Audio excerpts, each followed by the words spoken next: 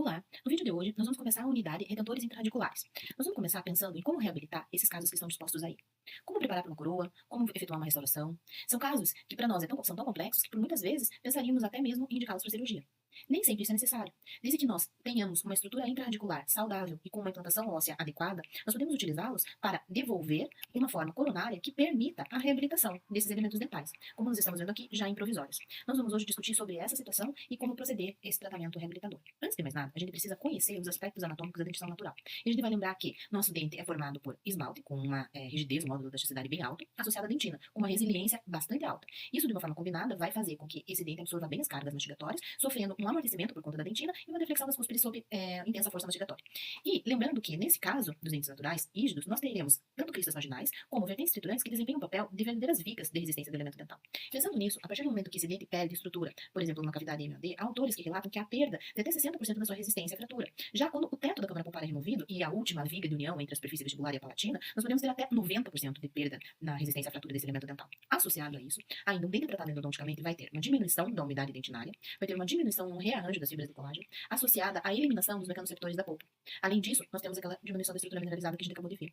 Tudo isso, de forma combinada, vai fazer com que esse dente tenha uma resistência menor à fratura. E, portanto, a opção reabilitadora deve tomar tudo isso em conta e, a partir daí, estabelecer um plano de tratamento individualizado para esse dente. Individualizado como? O plano de tratamento vai depender da região, do tipo da restauração, se ela é unitária ou não, da região, da localização do dente da arcada e da quantidade de destruição do tecido mineralizado. Ou seja, se nós temos um elemento isolado ou temos um dente como pilar de prótese, nosso planejamento é diferente. Se nós temos um dente anterior, ou um molar, ou um premolar, ou um canino, nossa abordagem é diferente. E a quantidade de tecido de destruição de tecido mineralizado também é muito significante para que a gente possa optar pela correta indicação de retentor intrarradicular. Pensando em tudo isso, resumindo, sempre que nós tivermos uma abertura endodôntica num dente anterior que fragilize essa coroa, sempre que nós tivermos uma destruição coronal extensa que exija um dispositivo para retenção e para restauração dessa coroa, sempre que nós tivermos um risco de fratura numa bifurcação de raízes de molar, numa amplas fraturas, e quando o dente sofrer forças horizontais de compressão ou cisalhamento intensas, como por exemplo numa parafunção. Nesses casos todos, nós devemos indicar um retentor intraradicular. Porém, qual indicar? Nós temos tanto os pinos pré-fabricados, que vocês já conhecem, quanto os núcleos, que numa só peça vão reproduzir a anatomia interna radicular e oferecer uma forma de preparo coronário. Então, quando utilizar, como utilizar e por qual optar? Vamos resumir cada uma dessas indicações. Os pinos pré-fabricados, eles são indicados para dentes que apresentem um remanescente coronal de pelo menos 2 milímetros, ou seja, a férula, dentes que apresentem um efeito de abraçamento dessa estrutura. O efeito férula são esses 2 milímetros, normalmente descritos na literatura como 2 milímetros, de remanescente coronal, que favorecem a utilização do pino pré-fabricado. Eles normalmente são associados à resina composta, podendo ser para restauração direta ou para a confecção de um núcleo de preenchimento, que vai ser a base da reabilitação por restauração indireta ou por uma coroa. E eles são indicados normalmente para próteses unitárias, não para pilar de próteses fixas, em geral. Cada um deles, nós temos o fibra de vidro, que são os mais comuns, que são estéticos, que apresentam um módulo de elasticidade parecido com o da dentina, apresenta uma fácil remoção, só que com brocas, esse precisa ter um desgaste, ele não vai soltar, ele precisa ser desgastado até em toda a sua extensão, e apresentam radiolucidez, porém muitos deles já se associam a filetes ou a dispositivos para demonstrar a sua presença no canal intraradicular e apresentam um baixo custo. Já os fibra de carbono são muito parecidos em suas características aos fibras de vidro, porém com uma diferença importantíssima, que é a estética. Por eles serem acinzentados, eles não dão esse mimetismo, biomimetismo que nós esperamos de fibra de vidro. Temos ainda os de zircônia, que são muito mais rígidos, ou seja, eles apresentam uma rigidez muito acima, inclusive, da do dente. E isso faz com que haja um pouco de preocupação na sua utilização por poder induzir ou neutralizar de uma forma pior, mais desfavorável, as forças que são incididas sobre ele. Eles apresentam uma dificuldade bem maior de remoção pela sua rigidez, então, de qualquer forma, precisam ser removidos com broca, mas aqui é muito difícil esse desgaste nesse material. E vamos finalizar com os metálicos. Esses metálicos, eles são mais rígidos também, eles não apresentam estética, eles podem ser ativos ou passivos, ou seja, eles podem ter necessidade de um travamento que vai induzir ainda mais tensão desse elemento dental, e eles podem ser de aço, de titânio ou de ouro. Mas como a gente já pode deduzir na nossa busca pela necessidade estética e, além disso, de reproduzir as propriedades e as características do dente, esses pinos são menos utilizados. Bem, as vantagens da utilização do pino pré-fabricado: eles podem ser feitos numa sessão apenas, numa sessão clínica única, não necessitam de laboratório e apresentam um preparo mais conservador. Tudo isso é mais favorável para o nosso paciente. Eles podem ser utilizados tanto em restaurações diretas como em próteses, como base, no preenchimento, como já falei, e nós temos muita opção de material, muitas marcas comerciais com formatos diferentes, com características diferentes, que nós podemos adaptar a qualquer um dos casos que nós temos. Como limitações, nós temos ainda dentes sem remanescente coronal. Na literatura, nós observamos que ainda existe essa preocupação de não haver indicação de pinos pré-fabricados na ausência do remanescente coronal. Então, continua sendo uma limitação para esse caso. Eles vão ter sempre uma técnica de cimentação que deve ser obedecida rigidamente em todos os seus passos, com algumas preocupações sobre a polimerização, especialmente no terço médio e no terço apical, onde a luz alcança menos. Na verdade, eu posso dizer que a preocupação é mais no terço apical, realmente, quanto a essa polimerização. Mas, além dessa questão, ainda a técnica de execução dos passos da cimentação deve ser efetuados realmente obedecendo o rigor da técnica proposta para cada um dos protocolos. E ainda nós temos dois detalhes, que é a zircônia, apresentando aquele módulo de elasticidade muito alta, portanto, podendo induzir tensões não interessantes para o nosso dente. E ainda a preocupação que os pinos, tanto de carbono quanto metálico, vão apresentar uma estética deficiente. Bem, aqui estão algumas das marcas, nós temos inúmeras marcas com inúmeras características diferentes desse material. E um caso clínico demonstrando a utilização desse pino pré-fabricado. Então, nós temos o caso antes e o caso depois, no caso de fratura do pré e do molar, em que houve um preparo inicial, a instalação do pino, a fotopolimerização desse pino no comprimento adequado, o recorte e um preparo para restaurações do tipo 1-lay, dos dois elementos dental, com o molde, as restaurações no modelo pronto, e aí o caso finalizado cimentado.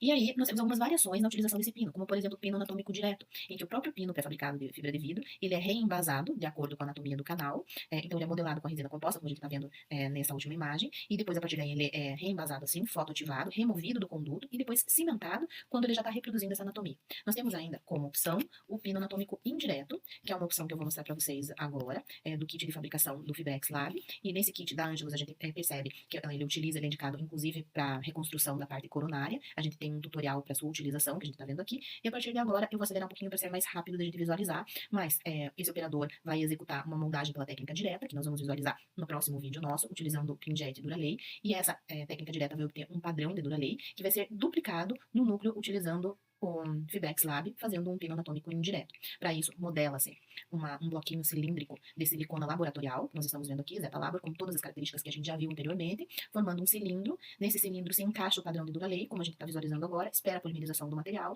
removem-se os excessos, volta o pino para aquele lugar, faz retenções para que a gente possa ter uma exatidão da posição, isola com glicerina líquida e agora cola quente. A cola quente, depois de endurecida, remove-se o padrão de Duralay, faz um gabarito da região. Aqui nós estamos visualizando, nesse momento eu gostaria de mostrar para vocês, a cavidade sendo preenchida com resina flow, e aqui está a fibra de vidro, que vem dentro desse celofane, não, alumínio, e aí a partir daí ela vai preencher tanto um lado, que é o lado da silicona, como outro lado, que é o lado da cola quente, vai voltar para sua posição, onde nós fizemos a marcação do gabarito exato, e um conduto de alimentação para sair o excesso, fotoativa.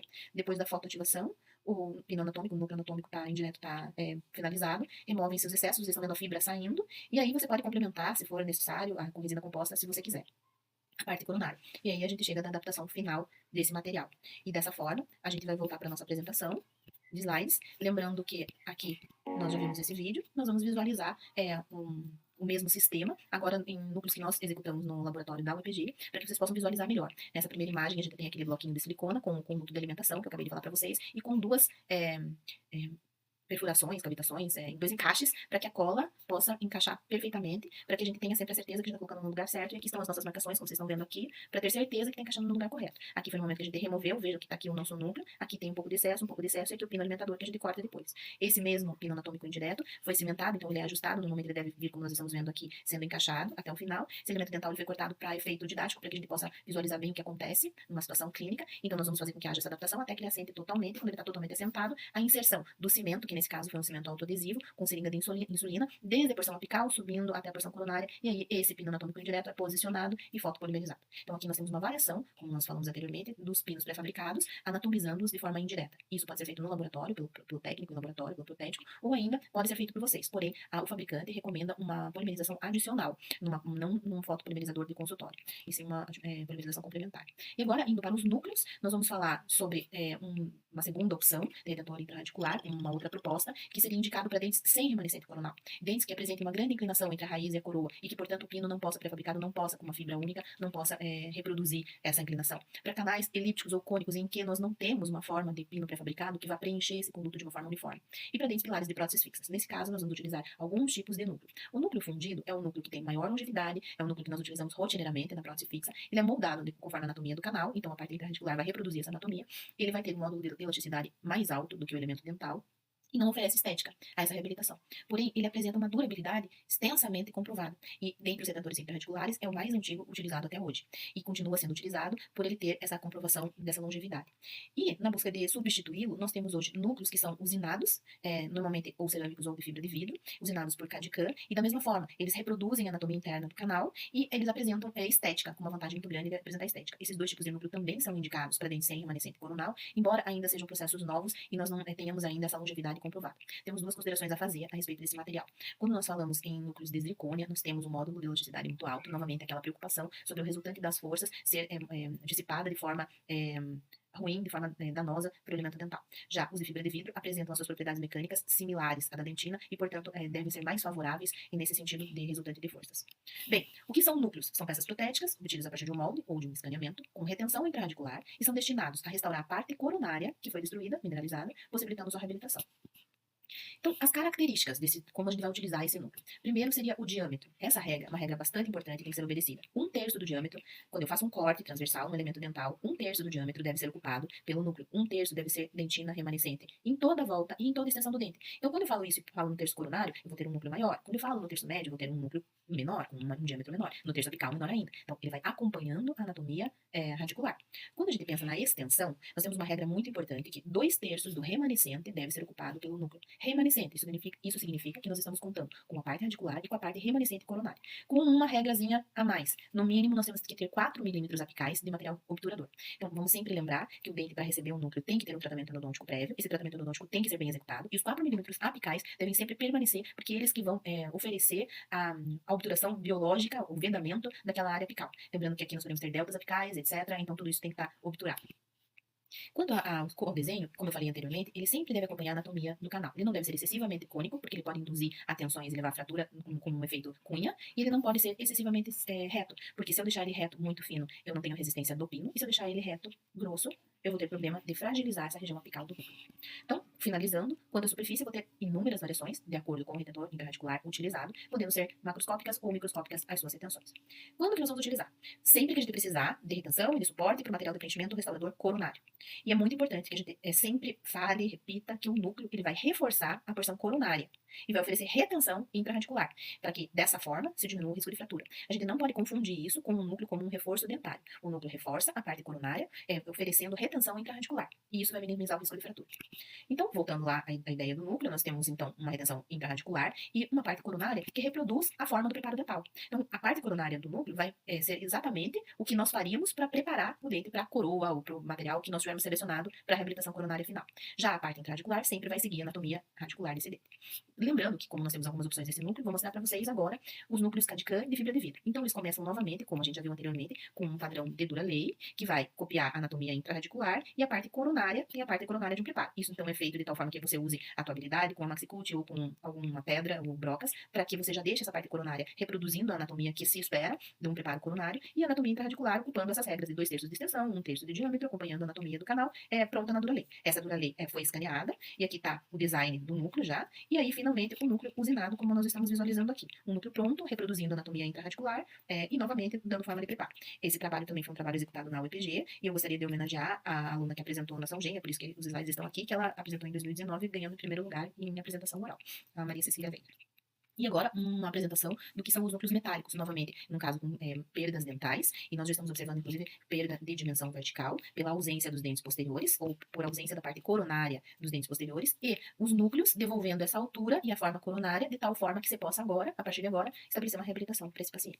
Então, quando que nós estamos utilizando esses núcleos? Quando os dentes são despolpados, com tratamento endodôntico, e uma destruição coronária além de 50%, com canais excessivamente amplos, cônicos e elípticos, com diferença de coroa, raiz na sua angulação e com retentores de prótese fixa. A vantagem é que nós sempre vamos ter uma melhor adaptação, porque ele é moldado de acordo com o canal, porém vamos ter que ter o cuidado da sua rigidez, especialmente do metálico e do zircônia, ser muito maior em relação aos pinos. Sempre a vantagem de termos a espessura de cimento menor faz com que a gente tenha uma função melhor para esse conjunto. E em relação ao estresse articular, vamos lembrar que nós temos o cerâmico induzindo maior estresse, o metálico depois e fibra de vidro mais próximo do ideal. Como desvantagem aqui, nós vamos precisar do laboratório, o que faz com que aumente uma sessão clínica e que aumente o custo, e que nós tenhamos um maior desgaste das estruturas dentárias remanescentes, porque aqui nós teremos uma prótese que precisa ter expulsividade. Por isso, a parte coronária, que tem expulsividade, que tem a retenção, tem que ser transformada numa parte expulsiva. E quando nós inserimos o laboratório, nós temos o risco de, em todas essas etapas, podemos incorporar desajustes. Então, finalizando a nossa revisão, esses dentes, essas são as indicações para esses dentes, e lembrando que é importante que, como fatores de retenção desses núcleos, nós consideremos o comprimento, o diâmetro, a inclinação das paredes, além das características de retenções superficiais. E que o nosso objetivo seja sempre o reforço da porção coronal, difundindo as tensões para a porção radicular, onde vamos ter retenções e diminuir o risco de fratura. Qual a nossa principal preocupação?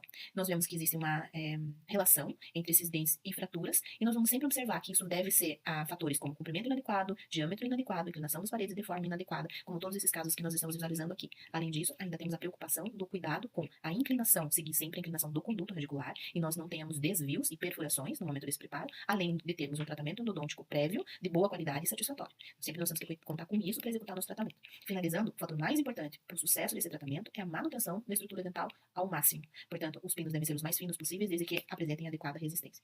Dessa forma, eu gostaria de agradecer vocês, finalizando esse vídeo e nos preparando para o próximo, onde nós vamos falar sobre as técnicas de preparo para esses retentores. Obrigada.